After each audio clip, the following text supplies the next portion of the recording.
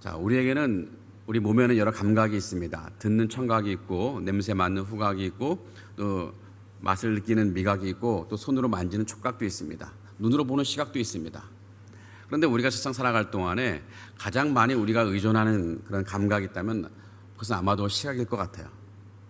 우리 눈은 비록 크진 않지만 눈이 하는 일은 굉장히 많죠.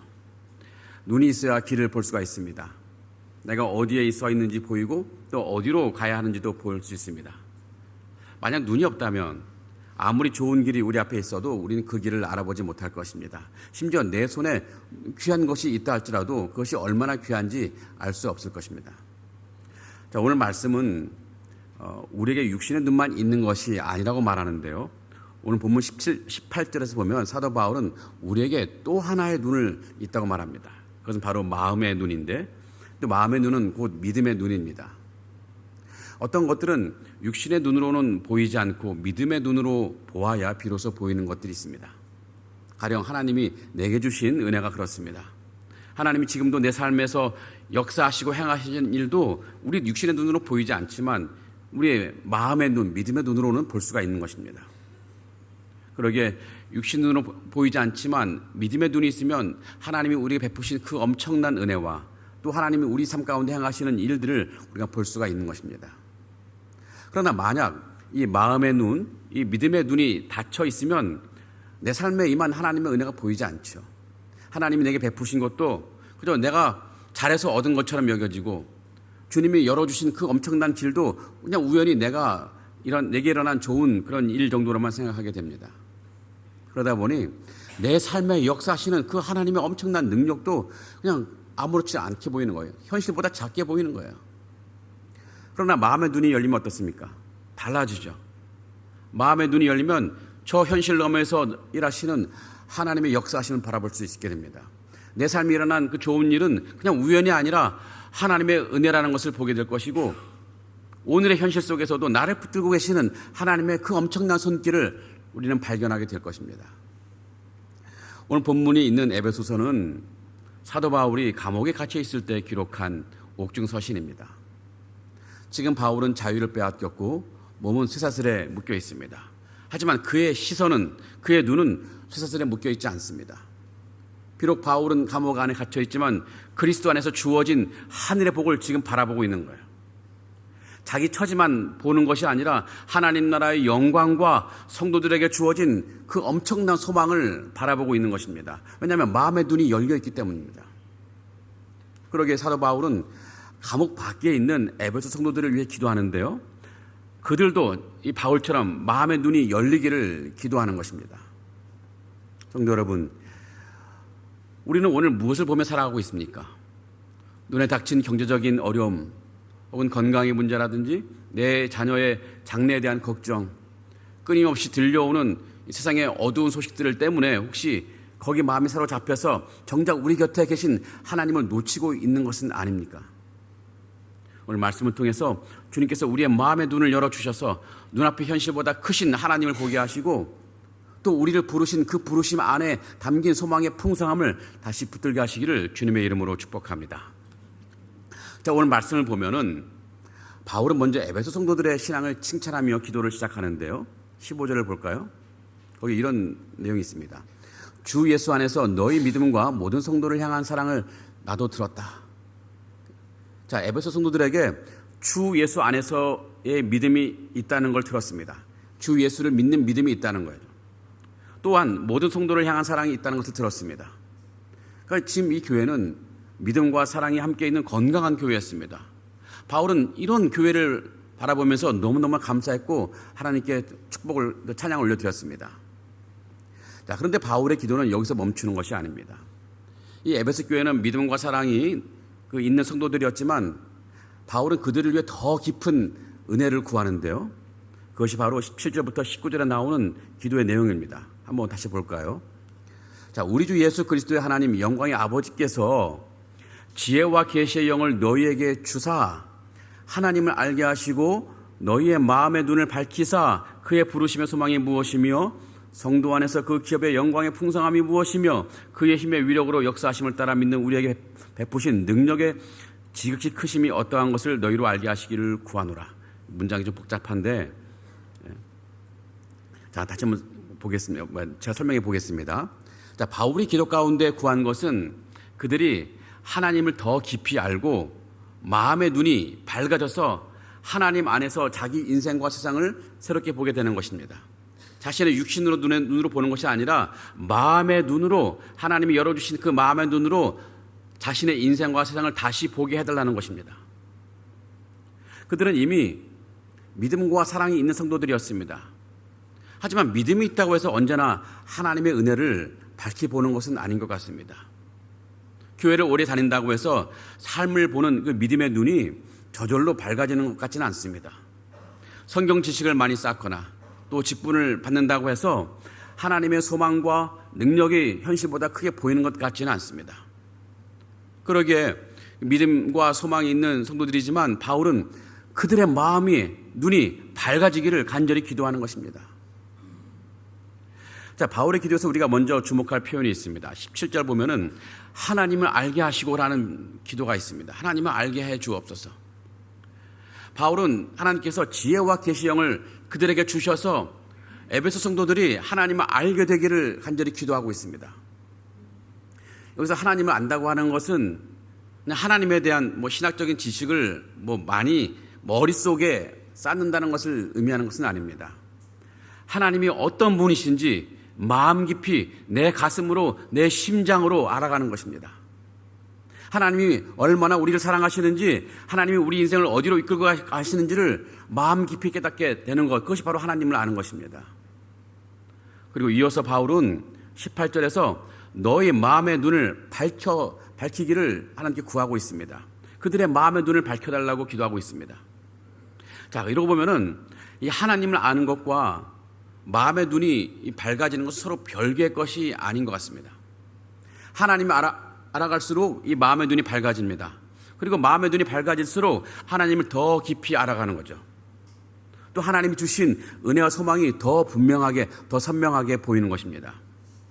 그래서 바울은 에베소 성도들이 하나님을 더 깊이 알고 또 그들의 마음의 눈이 밝아져서 그 하나님 안에서 자기 인생을 새롭게 보게 되기를 간절히 기도한 것입니다. 우리가 신앙생활을 오래 했는데도 불구하고 여전히 삶의 무게 앞에서 쉽게 지치고 작은 일에도 마음이 흔들릴 때가 분명히 있습니다. 왜 그럴까요? 하나님에 대해서 머리로 아는 것은 좀 많지만 그 하나님이 지금 내 삶을 붙들고 계시다는 사실을 마음 깊이 붙들지 못하고 있기 때문입니다. 자, 하나님을 마음으로 알지 못한다면 우리는 그 자칫 하나님을 왜곡해서 볼 수가 있습니다.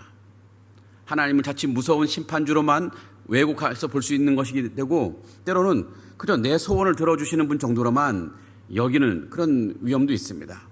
그러나 지혜와 계시형이 우리에게 임한다면 그래야 우리가 하나님을 가슴으로 느끼고 마음의 눈으로 하나님을 보게 된다면 우리는 하나님을 영광의 아버지로 보게 됩니다. 나를 위해 독생자를 내어주시는 그 엄청난 사랑의 깊이를 느끼며 또 전율하게 됩니다. 온 우주를 다스리시는 하나님의 그 능력의 크기를 보면서 두 손 들어 찬양하게 됩니다. 이렇게 하나님을 알게 되면 우리 삶은 결코 흔들리지 않습니다. 하나님이 어떤 분이신지 제대로 아는 사람은 어떤 상황에서도 흔들리지 않고 쉽게 무너지지 않습니다. 자, 그렇다면 하나님을 아는 사람은 왜 무너지지 않을까요? 왜냐하면 현실을 더 깊이 바라볼 수 있기 때문입니다. 눈앞의 문제만 보는 것이 아니라 더 깊은 현실, 즉 하나님이 우리와 함께 하시는 그 현실을 볼 수 있기 때문입니다. 마음의 눈이 어두운 사람은 그냥 보이는 문제만 볼 수밖에 없습니다. 내 앞길을 가로막은 홍해만 보이게 됩니다. 그러니 마음은 늘 두려움에 붙들리고 입술에는 원망이 쌓입니다. 결국 다시 이스라엘 백성들처럼 애굽으로 돌아가자라고 그냥 탄식하고 원망만 할 수밖에 없습니다. 그러나 마음의 눈이 밝아진 사람은 보이는 그 현실에 갇히지 않습니다. 그 현실 너머에 계신 하나님을 봅니다. 홍해 앞에서도 하나님이 장차 어떻게 이 홍해를 여실 그 상황을 기대하는 거죠. 신앙이 깊어진다고 하는 것은 이렇게 보는 눈이 달라진다는 것입니다. 예전에는 내 인생이 우연히 흘러가는 것 같아 불안했지만 이제는 그 길 위에 하나님의 세면하신 인도하심이 있다는 것을 이제 알게 됩니다. 예전에는 그저 내 연약함을 보면서 부끄러웠습니다. 하지만 이제는 그 연약함마저 그리스도의 능력이 머무는 자리가 될 수 있음을 깨닫고 당당해집니다. 자, 열왕기하 6장을 보면 아람 군대가 엘리사가 있는 마을을 포위하는 장면이 나옵니다. 이 아람 왕이 이 이스라엘 선지자 엘리사를 잡으려 한 것입니다. 엘리사의 사환이 아침에 일어나 보니까 입이 딱 벌어지고 기가 막힌 거예요. 성읍이 온통 아람 군사와 말과 병거로 가득했습니다. 사환은 공포에 질려 외칩니다. 엘리사 선생님, 우리가 다 죽게 되었습니다. 어찌하면 좋습니까? 저 바깥에는 아람 군대 병사들이 너무 많이 깔려서 우리를 잡으러 왔습니다. 어찌하면 좋습니까? 이때 엘리사가 기도합니다. 하나님, 저 사환의 눈을 열어서 보게 하여 주옵소서. 저 사환의 눈을 열어서 진짜 현실을 보게 하여 주옵소서. 더 깊은 현실을 보게 하여 주옵소서. 그렇게 하나님께 기도했더니 하나님께서 그 사환의 눈을 열어주셔서 그 사환은 전혀 다른 현실을 보게 됩니다. 아람 군대만 있는 줄 알았는데 하나님 불말과 불병거가 산에 가득해서 엘리사를 둘러싸고 있다는 것, 엘리사를 보호하고 있다는 것을 볼 수 있었던 것입니다. 더 이상 사환은 두려워하지 않게 되었습니다. 자, 여기서 중요한 것은 사환이 애초에 처음 본 것이 거짓이 아니었다는 것입니다. 아람 군대는 실제 거기 있었습니다. 위협도 실제였고 두려워할 만한 상황도 실제였습니다. 그러나 중요한 것은 그것이 현실의 전부가 아니었다는 것입니다. 사환은 눈앞의 현실은 보았지만 더 깊은 현실은 보지 못했습니다. 현실 너머에서 하나님이 이미 지키고 계시다는 것을 더 깊은 현실을 보지 못했던 것입니다. 결국 이 보는 눈이 달라지니까 두려움이 물러가고 평안이 사환의 마음속에 찾아왔습니다. 이것이 마음의 눈이 밝아질 때 우리가 누리는 은혜입니다. 우리 인생에 그 아람 군대가 물러가는 것도 분명히 은혜이긴 합니다. 그러나 그보다 더 큰 은혜가 있는데 그것은 나를 둘러싼 문제보다 더 크신 하나님을 바라보는 것입니다. 나를 압도하는 현실보다 더 강한 하나님의 불병거를 바라보는 것입니다. 나니아 연대기라는 그 소설을 쓴 기독교 변증가 C.S. 루이스는 영광의 무게라는 책에서 너무나 중요한 말을 했습니다. 나는 기독교를 믿는다. 태양이 떠오르는 것을 믿는 것처럼 내가 그것을 보기 때문이 아니라 그것에 의해 다른 모든 것을 보기 때문이다. 태양이 떠오르면 어떤 일이 일어납니까? 태양만 보는 것이 아니라, 태양만 보이는 것이 아니라 태양빛 덕분에 내 주변에 있는 사물과 풍경이 다 보이죠. 그 빛 덕분에 제 모습이 막 드러납니다. 어둠 속에서는 그 희미했던 길이 다 보이게 되고 보이지 않던 것들이 보이기 시작합니다. 마음의 눈이 밝아진다는 것 바로 이런 것 같습니다. 하나님을 보는 데서 끝나는 것이 아니라 하나님 안에서 내 삶 전체가 다시 보이기 시작하는 거예요. 밝아진 눈으로 내 고난을 다시 보게 되는 것이고 내 가정과 내 미래도 하나님 빛 안에서 새롭게 볼 수 있게 된 것입니다. 그렇게 마음의 눈이 밝아져서 더 깊은 현실을 보게 되면 상황이 다 풀리지 않는다 할지라도 우리는 하나님의 선하심을 신뢰할 수가 있습니다. 현실보다 더 크신 하나님을 볼 수 있기 때문입니다. 자, 이렇게 되면은 우리는 우리에게 주어진 그 현실을 애써 피하지 않습니다. 현실을 부정하지도 않아요. 오히려 하나님 안에서 현실을 더 가장 바르게 보는 것이죠. 그리고 그 현실 가운데서 하나님과 함께 믿음의 노래, 승리의 노래를 부르게 되는 것입니다. 자, 그렇다면 우리 마음의 눈이 밝아졌을 때 우리가 구체적으로 바라보아야 할 것이 무엇이겠습니까? 바울은 오늘 18절에서 그것을 한마디로 말하는데 18절 보면요. 그의 부르심의 소망이 무엇이며 그의 부르심의 소망이 무엇인지를 보게 된다는 것입니다. 바울은 우리의 마음의 눈을, 믿음의 눈을 열어주셔서 하나님이 우리를 부르신 그 부르심 안에 어떤 소망이 담겨 있는지를 알게 해달라고 기도하고 있습니다. 이 말은 하나님께서 우리를 부르신 일이 얼마나 영광스러운 일인지를 알게 해달라는 뜻입니다. 자, 여기서 말하는 소망은 앞으로 좋은 일이 생기면 좋겠다 하는 이 막연한 바람이 아닙니다. 성경이 말하는 소망은 언제나 하나님이 약속하신 그 확실한 미래, 흔들림 없는 미래를 기다리는 마음입니다. 그러게 성도의 소망은 될지 안 될지 모르는 것을 기다리는 것이 아니라 하나님의 약속 위에서 반드시 이루어질 것을 기다리는 것입니다. 그러면 우리는 무엇을 확신을 가지고 기다리는 것일까요? 우리가 기다리는 것 첫 번째는 하나님 나라의 영광입니다. 하나님 나라의 영광을 우리가 소망하고 있는 것입니다. 성도 여러분, 우리는 지금 이 자리에 앉아 있습니다. 근데 우리가 어쩌다 보니 이 자리에 앉게 된 것이 아닙니다. 하나님께서 창세전부터 우리를 계획하셨고 또 하나님의 때에 우리 한 사람 한 사람의 이름을 부르셔서 이 자리까지 인도하신 것입니다. 그런데 하나님이 우리를 부르셨다는 이 사실은 그 부르심 자체로 끝나는 것이 아닙니다. 그 부르심 안에는 영광이라는 엄청난 소망이 담겨 있습니다. 영광이라는 엄청난 확실한 미래가 담겨져 있습니다. 자, 비유하자면 이렇습니다. 자, 누군가가 우리에게 어떤 파티, 잔치, 초대장을 보냈다고 생각해 보시기 바랍니다. 거의 초대장에는 그냥 오라, 어디에 오라 이 말만 써있을 텐데 사실 그 말 속에는 그냥 오라는 말만 있는 것이 아니죠. 의미만 있는 것이 아니죠. 그 말 속에는 잔치자리에 함께 앉아 웃고 기뻐하며 차려진 음식을 같이 맛보고 또 주인이 준비한 그 풍성한 즐거움을 함께 누리자라는 뜻이 담겨 있는 거죠. 하나님의 부르심도 그렇습니다. 하나님이 우리를 부르셨다고 하는 것은 단지 우리 이름만 불러서 이 자리에 오게 하셨다는 그것만이 아닙니다. 그 부르심 안에는 영원한 생명과 하나님 나라의 영광이 담겨 있는 것입니다. 그래서 바울은 그의 부르심의 소망을 알게 해달라고 간절히 기도하는 것입니다. 그 부르심의 소망을 우리가 안다는 것은 내 인생의 목적지를, 그 영광스러운 목적지를 하나님 약속 안에서 바라보는 것입니다. 하나님이 나를 어디로 이끌고 계시는지, 그 길 끝에 얼마나 큰 영광이 예비되어 있는지를 믿음으로 본다는 것입니다. 여러분, 세상은 우리를 끊임없이 불안하게 만들면서 엉뚱한 방향으로 막 달려가게 만들어요. 우리의 모습을 보면서 넌 지금 이대로 괜찮겠어? 더 많이 쌓아야 되는 거 아니야? 더 많은 돈을 모아야 되는 거 아니야? 더 유명해져야 되는 거 아니야? 그래야 네 미래가 보장되고 네 노후가 보장되잖아. 늘 이런 말을 우리에게 합니다. 그러니까 이런 세상의 목소리는 우리를 소망의 길로 이끄는 것이 아니라 자꾸 탐욕과 불안의 경쟁으로 자꾸 우리를 몰아넣습니다. 그러나 부르심의 소망을 아는 사람, 보는 사람은 다르게 생각하죠. 하나님이 우리를 부르셨다면 내 인생의 끝은 이미 하나님께서 책임지신다는 사실을 너무나 잘 알고 있습니다.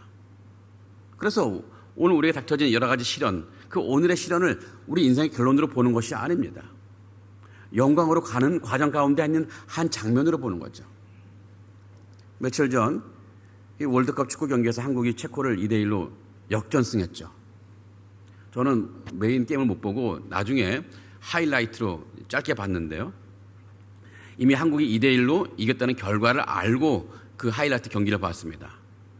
그런데 하이라이트를 보니까 첫 골은 체코가 먼저 넣었습니다. 1대0으로 체코가 앞서가고 있었어요. 제가 그 장면을 보면서 제가 불안했을까요? 야, 큰일 났다. 이제 지는 것 아닌가? 그렇게 생각했을까요? 그렇지 않죠. 그렇지 않은 이유가 뭡니까? 왜냐하면 이미 결과를 내가 알고 있기 때문에 그렇죠. 첫 골을 내준 그 장면은 너무나 아쉬웠습니다. 그러나 그것이 경기의 결론은 아니었습니다. 그 장면은 역전승으로 가는 과정 가운데 있는 한 장면이었습니다. 그 끝을 알고 보니까 실점의 순간도 다르게 보이는 거예요. 오히려 첫 골을 실점을 당했을 때 와, 이게 어떻게 역전될 것인가 기대하는 마음이 더 생기는 거예요. 불안한 마음이 아니라 기대하는 마음이 생기는 거예요. 끝을 알고 보니까 그 실패의 순간, 실점의 순간도 확실히 다르게 보이는 것입니다. 우리 성도의 삶도 마찬가지입니다. 부르심의 소망을 보는 사람은, 아는 사람은 오늘의 고난을 인생의 결론으로 보지 않습니다. 실패처럼 보이는 그 순간도, 눈물 나는 시간도, 이해할 수 없는 그 기다림도 하나님이 이루실 영광의 결말 안에서 다시 바라보는 거예요. 물론 우리는 인생의 여러 장면을 다 이해하지 못할 것입니다. 그러나 한 가지는 분명히 알죠. 하나님이 우리를 부르셨다면 그 인생의 끝은 하나님께서 분명히 책임지신다는 그 사실을 우리는 너무나 잘 알고 있습니다. 바울은 로마서 8장 30절에서 이렇게 말하고 있습니다. 거기 이런 말씀이 있습니다. 부르신 그들을 또한 의롭다 하시고 의롭다 하신 그들을 또한 영화롭게 하셨느니라. 자, 하나님이 부르신 사람은 부르신 걸 끝나는 것이 아니라 그 결과는 영광이라는 거예요. 하나님은 우리를 부르신 데서 멈추지 않으시고 끝까지 붙으셔서 마침내 하나님 나라의 완전한 영광에 이르게 하신다는 것입니다. 영원한 하나님 나라에서 영원토록 감격하며 누릴 하나님의 영광이, 그것이 우리 인생의 결론이라는 것입니다. 그러게 성도는 오늘 넘어져도 절망하지 않습니다. 지금 밀리는 것처럼 보여도 포기하지 않습니다. 체코전의 첫 실점이 우리 경기의 결론이 아니었듯이 오늘의 고난이 인생의 결론이 아니기 때문에 그렇습니다. 성도 여러분, 인생의 고난이 혹시 여러분을 짓누르고 있습니까? 눈을 들어서 우리를 부르신 그 부르심 안에 있는 엄청난 소망을 한번 보시기 바랍니다. 하나님이 여러분을 어디로 부르셨는지 다시 한번 바라보시기 바랍니다. 그 목적지가 얼마나 영광스러운지 다시 한번 생각해 보시기 바랍니다. 하나님이 부르신 인생은 결코 헛되이 끝나지 않습니다. 그 소망이 오늘 여러분의 무너진 마음과 연약한 무릎을 다시 한번 세워주시기를 간절히 축복합니다. 자, 바울이 이 부르심의 소망이 얼마나 풍성한 것인지 이렇게 말하면서 또 추가적인 말을 하는 것이 있습니다. 18절을 볼까요? 성도 안에서 그 기업의 영광의 풍성함이 무엇인지를 알게 하기를 바울은 구하고 있습니다. 그 기업의 영광의 풍성함이 무엇인지 알기를 원한다는 거예요. 여기서 기업이라는 말은 성경에서 자주 나오는 말이지만 흔히 우리가 말하는 회사라는 그런 뜻이 아닙니다. 성경에서 나오는 기업, 이것은 하나님께서 자기 백성에게 주신 유업들, 곧 상속받을 유산을 말하는데요. 쉽게 말하면 하나님이 자기 자녀에게 약속하신 영광스러운 유산입니다. 이건 두 가지로 말할 수 있습니다. 첫 번째로는 성도가 장차 받게 될 영광스러운 유산을 말하는데요. 자, 이미 말씀드렸지만 성도는 이 땅에서 잠시 나그네로 살아갑니다. 때로는 결핍을 겪기도 하고 때로는 부족함을 느끼며 살아갈 수 있습니다. 그러나 우리의 참된 신분은 결핍 속에서 갇힌 사람들이 아닙니다. 우리는 우주의 만물의 주인이신 하나님의 자녀이면서 하나님 나라의 상속자입니다. 우리가 장차 누릴 영광은 세상의 그 어떤 곳으로도 돈으로도 살 수 없는 그런 것이 아닙니다. 눈물도 없고 애통도 없고 죽음도 없는 그런 영광스러운 나라입니다. 하나님의 온전한 통치가 이루어지는 그 나라의 영광이 우리 성도에게 약속되어 있는 것입니다. 그 기업의 영광을 실제로 보는 사람은 이 땅에서 작은 소유에 인생을 걸지 않습니다. 이미 만유의 주인이 내 아버지심을 알기 때문입니다. 자, 부르심의 소망이 주시는 풍성함 두 번째는요, 하나님께서 성도를 자기의 영광스러운 기업으로 여기신다는 것입니다. 하나님께서 구원받은 성도인 우리를 하나님의 기업으로 삼아 주셨다는 것입니다. 이것은 무슨 말이냐면 하나님이 우리 인생을 우리 살아가는 동안 귀하게 여기시고 우리 인생길을 돌보신다는 것입니다.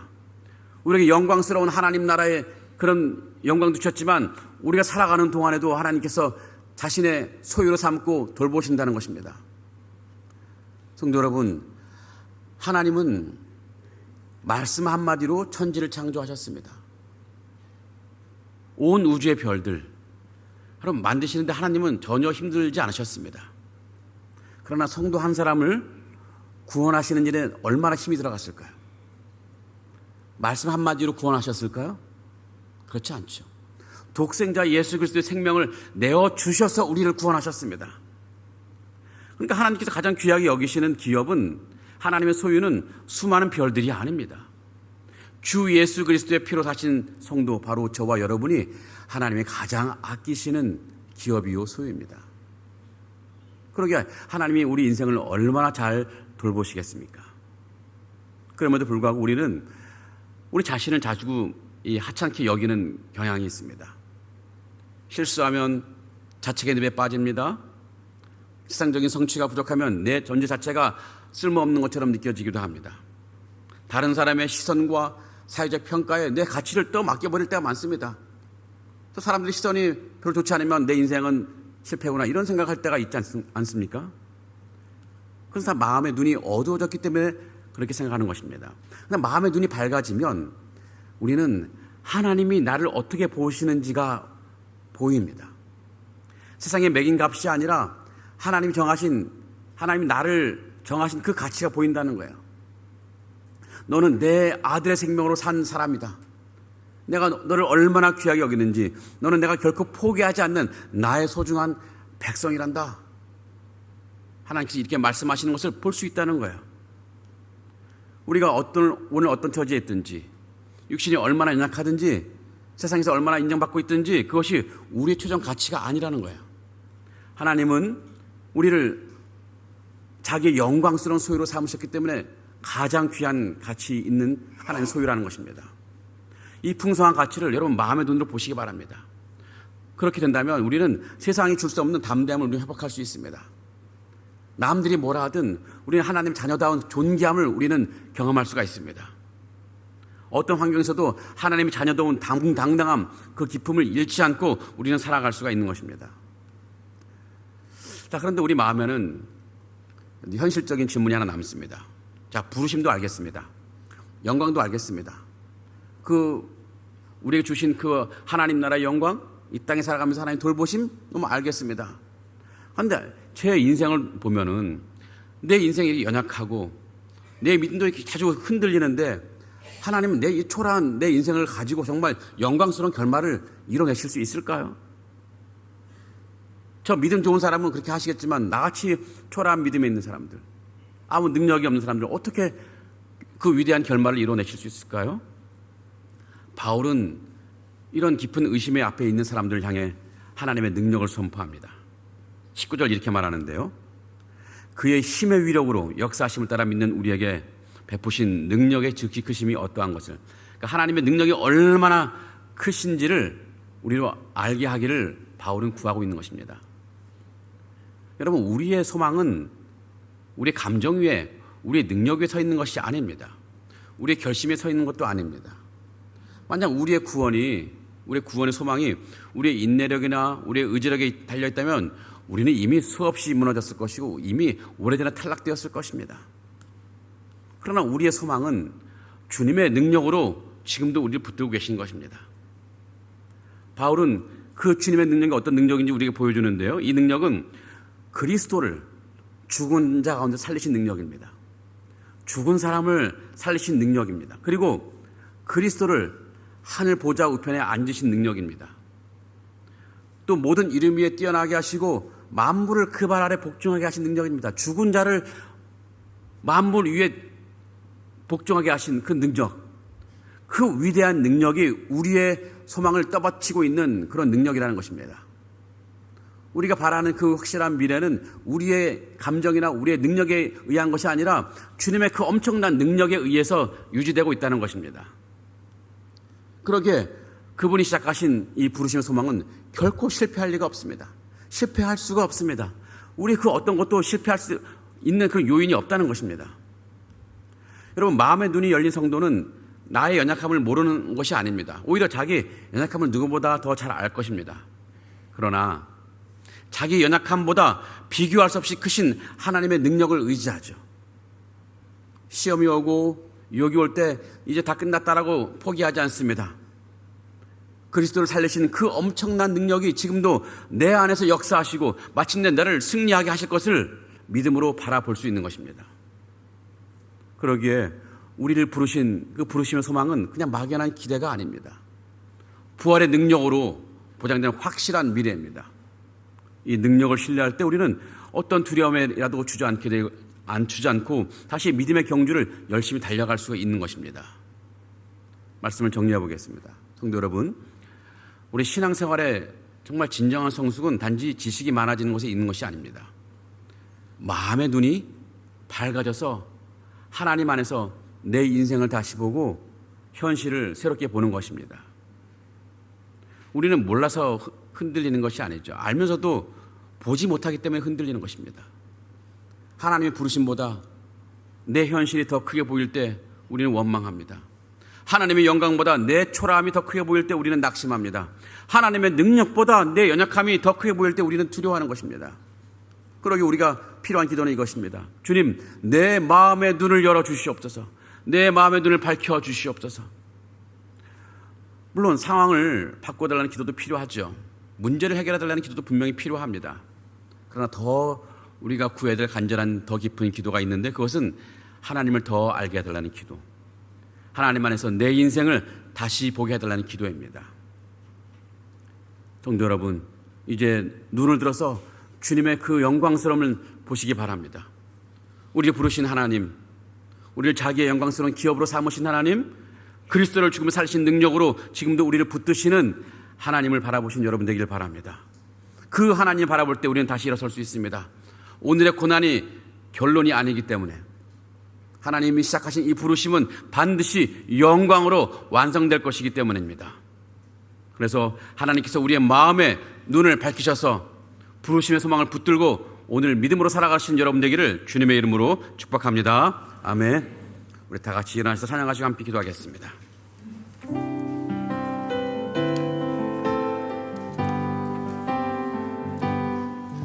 내 눈 주의 영광을 보내 우리 가운데 계신 주님 그 빛난 영광 고난을 덮고 그 찬송 온 땅 가득해 내 눈 주의 영광을 보내 찬송 가운데 서신 주님의 얼굴은 온 세상 향하네 권능의 팔을 드셨네 주의 영광 이곳에 가득해 우린 손에 주님과 함께 찬양하며 우리는 전진하리 모든 열방 주 올 때 주의 영광 이곳에 주의 영광 이곳에 가득해 우린 손에 주님과 함께 찬양하며 우리는 전진하리 모든 열방 주 올 때까지. 아멘 아멘. 우리 합심 좀 같이 읽겠습니다. 기도합니다. 하나님을 더 깊이 알게 하시며 우리의 마음의 눈을 밝혀 주옵소서. 그리하여 눈앞의 현실만 보지 않고 현실보다 크신 하나님의 선하심을 신뢰하며 살게 하옵소서. 아멘. 하나님의 부르심 안에 담긴 소망을 보게 하옵소서.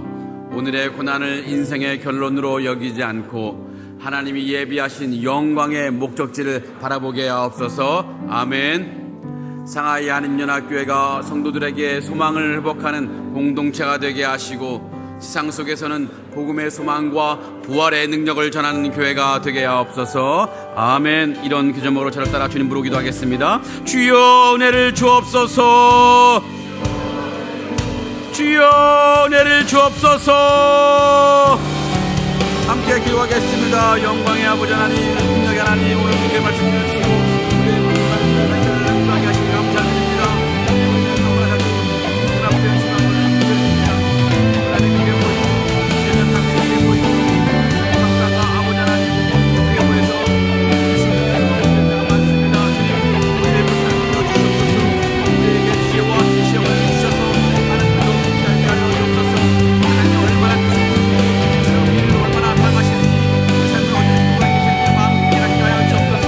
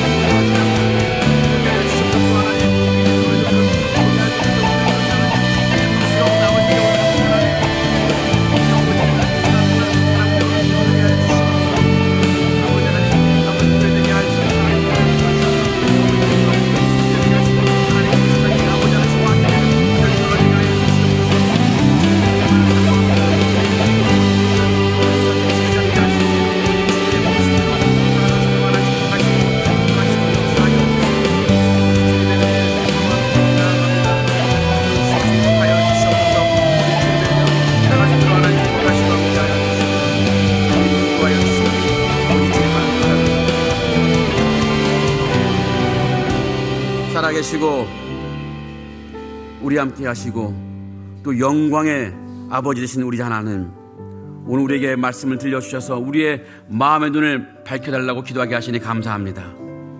주님, 우리는 자주 눈앞의 현실만 보며 흔들립니다. 고난이 크게 보이고 내 연약함이 크게 보이고 세상의 평가가 크게 보여서 하나님이 주신 그 은혜와 소망을 잊을 때가 얼마나 많은지 알 수가 없습니다. 주님, 우리를 불쌍히 여겨 주시옵소서. 우리에게 지혜와 계시의 영을 주셔서 하나님을 더 깊이 알게 하여 주시옵소서. 하나님이 얼마나 크신 분이신지, 하나님이 우리를 얼마나 사랑하시는지, 하나님이 우리 삶을 어디로 이끌고 계시는지 우리의 마음 깊이 깨닫는 은혜를 우리에게 허락하여 주시옵소서. 우리의 마음의 눈을 밝혀주셔서 현실보다 크신 하나님을 보게 하시고, 그리하여 오늘의 고난을 우리 인생의 결론으로 보지 않는 그런 은혜를 허락하여 주시옵소서. 하나님, 우리를 부르신 그 부르심 안에 담긴 그 위대한 소망을 보게 하여 주옵소서. 우리의 마지막은 하나님 나라의 놀라운 영광인 줄 믿습니다. 하나님이 시작하신 구원은 반드시 영광으로 완성될 줄 신뢰하게 하여 주옵소서. 또 지금 지치고 낙심한 마음들 다시 한번 일으켜 주셔서 연약한 무릎을 샘으로 세워주셔서 다시 한번 일어나게 하여 주시옵소서. 하나님 또한 우리가 하나님의 귀하게 여기시는 영광스러운 기업임을 우리가 잊지 않게 하여 주시옵소서. 하나님의 귀한 백성이며 하나님의 귀한 소임을 알게 하셔서 하나님이 우리 인생을 끝까지 돌보시고 인도하시고 또 이끌어 가신다는 이 사실을 믿고 주님을 바라보며 의지하는 우리 인생 되게 하여 주시옵소서. 그래서 세상의 평가와 비교 속에서 우리 스스로를 하찮게 여기시는 것이 아니라 예수 그리스도의 피로 사신 주님의 소중한 백성임을 믿고 이 땅에서 담대히 살아갈 수 있도록 우리를 인도하여 주시옵소서. 하나님, 우리 상하이 하나님 연합교회를 이끌어 주시옵소서. 우리 교회가 성도들에게는 소망을 회복하는 공동체가 되게 하시고 세상 속에서는 복음의 소망과 부활의 능력을 전하는 교회가 될 수 있도록 인도하여 주시옵소서. 이제 우리의 눈을 열어주셔서 주님의 영광을 보게 하여 주시옵소서.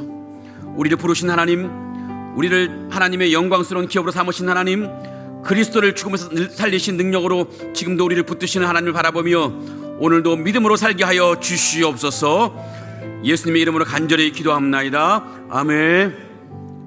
이제는 우리를 부르시고 그 부르심 안에 영광의 소망을 담아주신 우리 주 예수 그리스도의 은혜와 우리를 자기의 영광스러운 기업으로 삼아주시고 끝까지 붙드시는 하나님 아버지의 사랑과 우리의 마음의 눈을 밝혀주셔서 현실보다 크신 하나님을 보게 하시는 성령님의 인도하심이 오늘 눈을 들어서 주님의 영광을 보고 부르심의 소망을 붙들며 복음의 소망과 부활의 능력을 세상 가운데 전하기를 원하는 상하이단 하나님께 모든 성도들 머리 위에 지금부터 영원토록 함께 하실지어다. 아멘.